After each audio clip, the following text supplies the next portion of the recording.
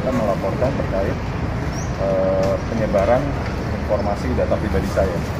Jadi nomor telepon saya itu di sharing ke publik ya, di IG-nya dia dan di beberapa media sosial lain yang mungkin juga tidak terkait. Sehingga saya mengalami tekanan, jadi saya diancam. Ada ratusan WhatsApp yang masuk ke nomor saya, ke nomor kantor saya, ke nomor pribadi juga. Jadi dua ya, nomor yang diajukan itu ada nomor yang pekerjaan dan nomor pribadi.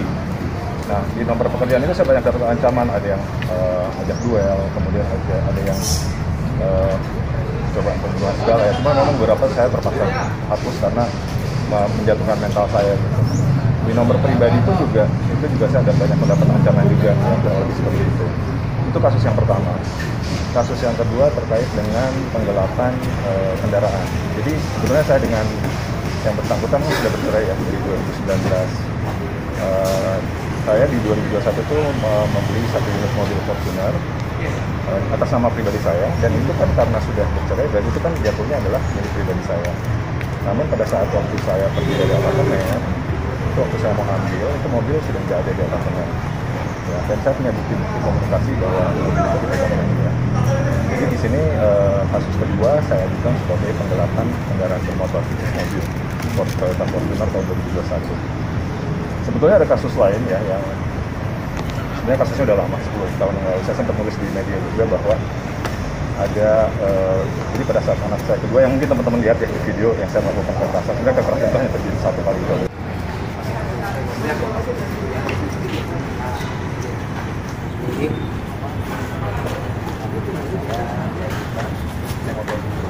Tadi kan saya mungkin ya kan kayak gini, jadi ya saya kan melihatnya dari dua sisi nih ya kan. Dari LBH dia udah datang ke kantor saya mengadukan, tadi kan sekilas berarti mungkin kalau mau disambung sama Pak ini jangan boleh kan. Kita sama-sama lah di sini kan, tujuannya apa ya, jangan sampai ya untuk baik sebenarnya lebih ke ya lebih ke anak-anak, jangan sampai ada pertikaian antara kedua belah pihak, antara Pak Hidra dan saya ini yang jadi korban anak, kasihan gitu kan.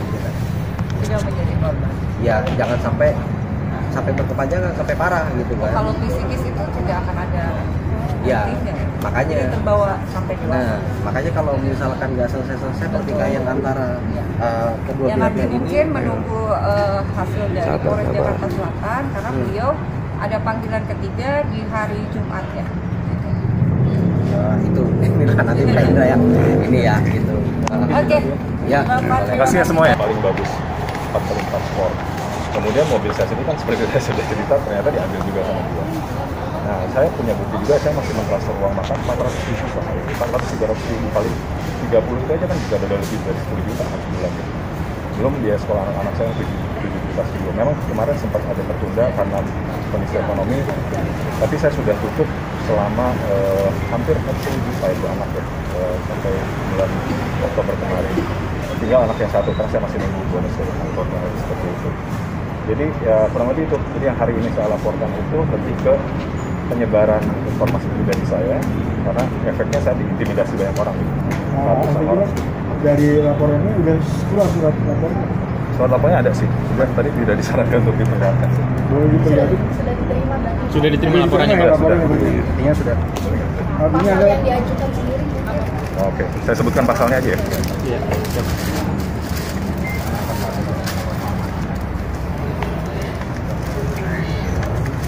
Untuk yang penggelapan mobil ya, itu pasal 372 KUHP penggelapan.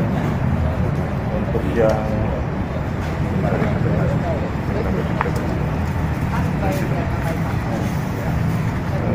penggelapan untuk yang di sini lebih dikatakannya mentransmisikan dokumen atau informasi elektronik milik orang lain ya, tanpa hak, pasal 32 junto pasal 48 Undang-Undang RI nomor 19 tahun 2016 tentang perubahan atas Undang-Undang RI nomor 11 tahun 2008 tentang ITE.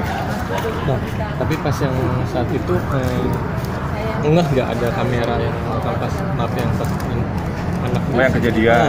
Oke, mungkin yang saya sedikit cerita tentang kejadian waktu itu ya. Kok bisa direkam?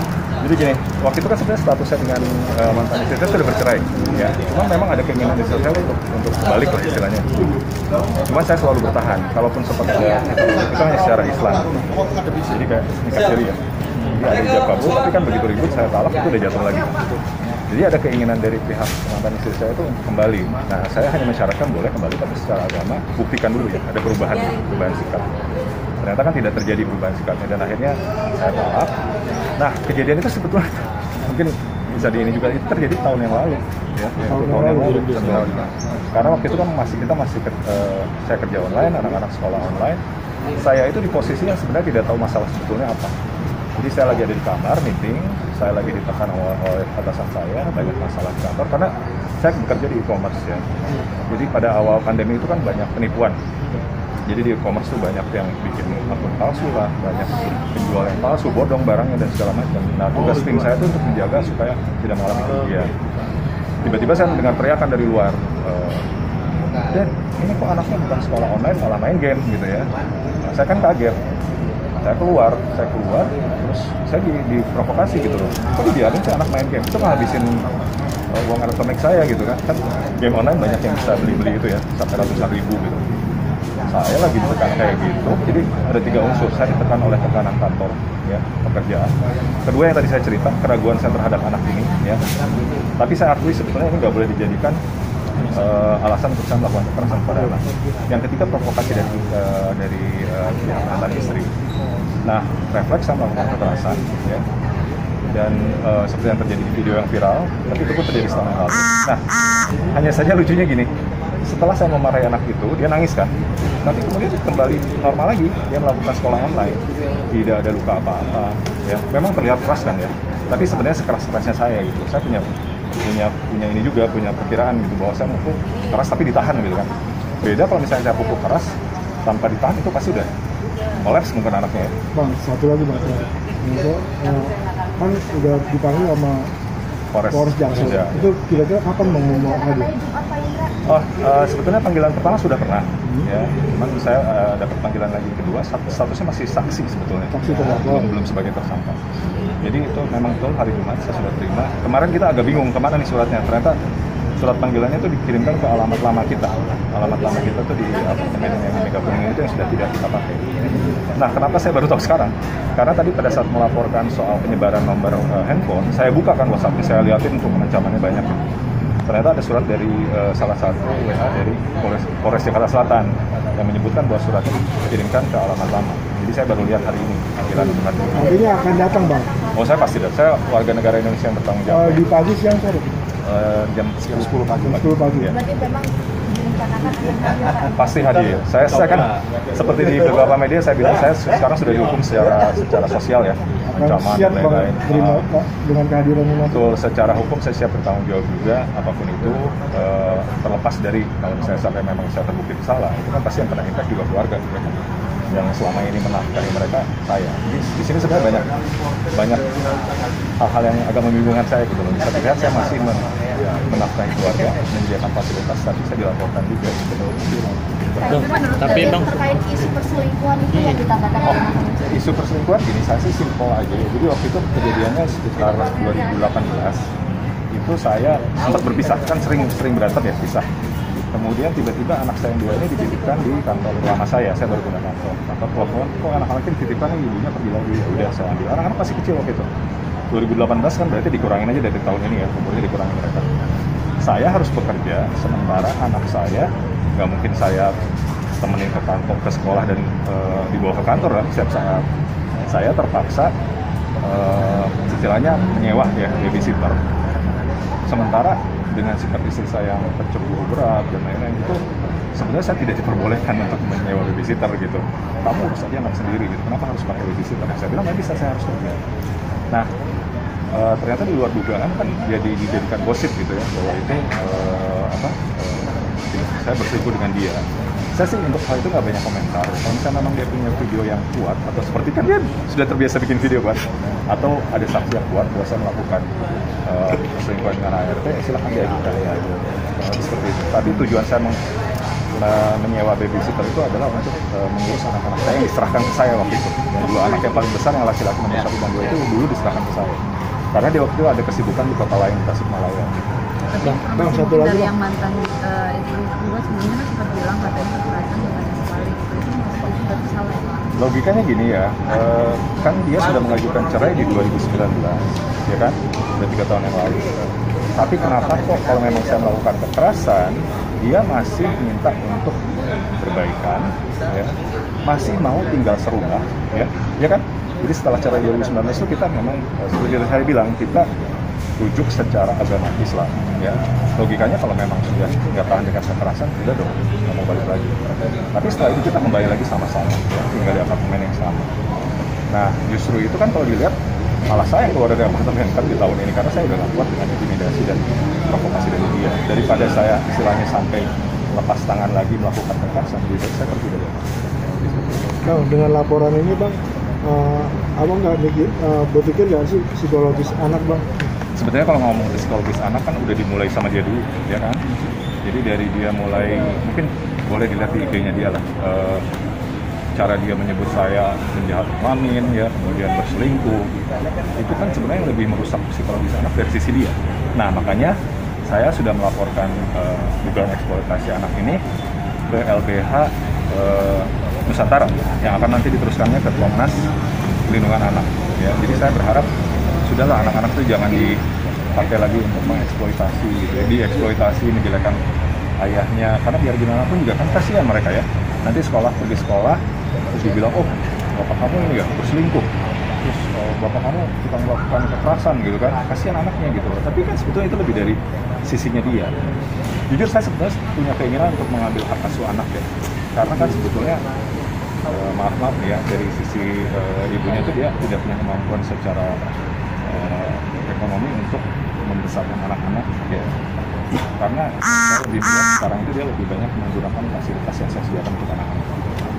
Paling kan terkait ingin mengambil alih hak asuh anak, dengan kejadian ini tidak takut karena imbasnya kan pabrik pun akan memantau gerak-gerik Sama-sama terlapor dan sama-sama dilanjutkan. Sebetulnya gini ya, walaupun terlihat saya tuh melakukan kekerasan kepada anak, itu sebetulnya hanya semata-mata ayah yang memarahi anak ya, ayah memarahi anak. Terus udah gitu juga setelah itu baik-baik, mungkin saya harus perhatikan ya video.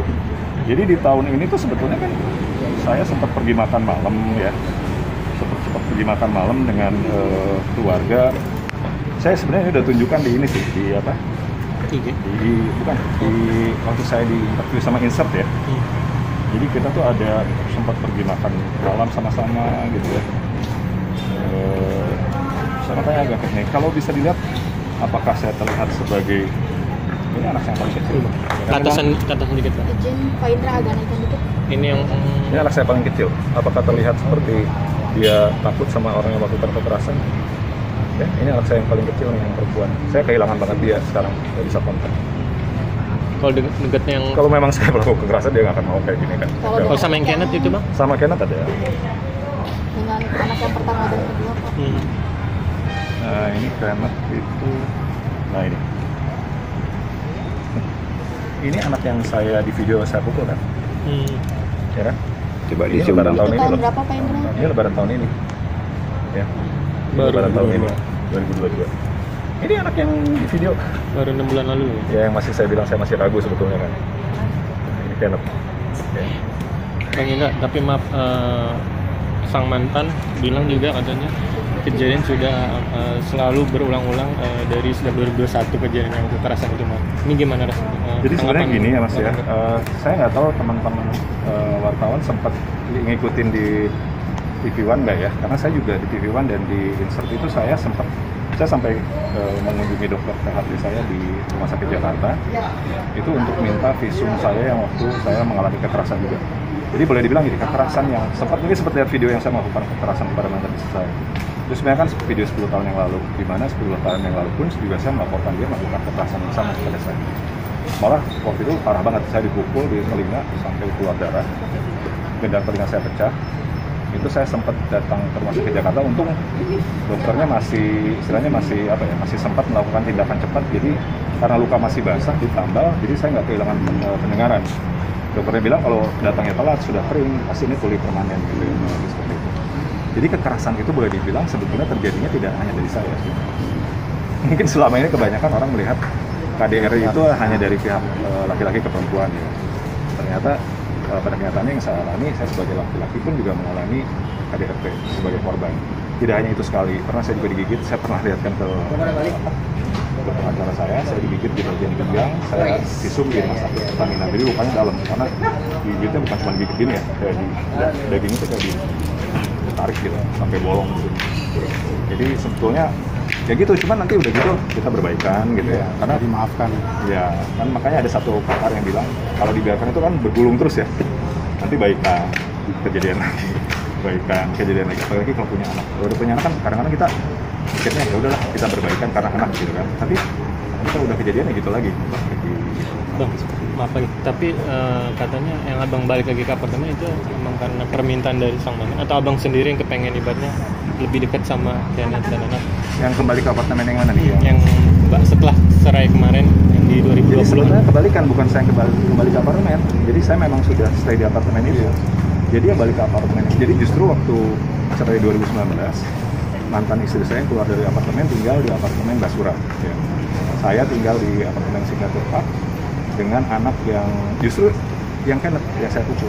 Ya. Karena yang dua, yang besar dan yang kecil di bawah dia. Tapi akhirnya dia minta balikan dan malah justru dia yang pulang ke apartemen. Saya pulang ke apartemen, dia yang pulang ke apartemen saya. Berarti ada rancu sebetulnya. Ceritanya tuh, makanya saya sangat berharap gitu ada kesempatan untuk klarifikasi sama semua orang. Jadi sebetulnya memang, nah kalau yang terakhir memang saya memutuskan keluar. Kenapa? Karena ya udahlah, saya juga capek gitu ya, daripada kejadian lagi. Lebih baik saya menurut saya ya, buat catatan saya keluar dari rumah itu nggak bawa apa-apa, cuma bawa pakai baju yang dipakai, bawa tas kerja, ya. Sampai detik ini pun saya masih tinggalnya pindah-pindah karena saya nggak punya tempat tinggal kan. Jadi apartemen, rumah itu dikuasai dia, mobil yang saya berikan dan mobil saya sendiri juga dikuasai dia, saya laporkan ke belakang. Saya sampai saat ini tuh masih apa ya, dari tinggal pindah dari satu tempat ke tempat lain karena saya khawatirnya kenapa? Ancaman-ancaman itu tadi ya. Kalau saya memutuskan tinggal di satu tempat, orang tahu didatengin gitu kan. Karena saya sekarang udah benar-benar nggak ngerasa nyaman ya. Kalau misalnya saya datang ke tempat terbuka gitu kan, saya mau makan siang atau makan malam, itu hampir semua perhatian tuh ke saya gitu. Jadi mungkin karena saking seringnya ditunjukkan ya videonya, orang udah banyak yang sangat mengenal saya gitu. Akhirnya terkait akhirnya ini jadi atensi.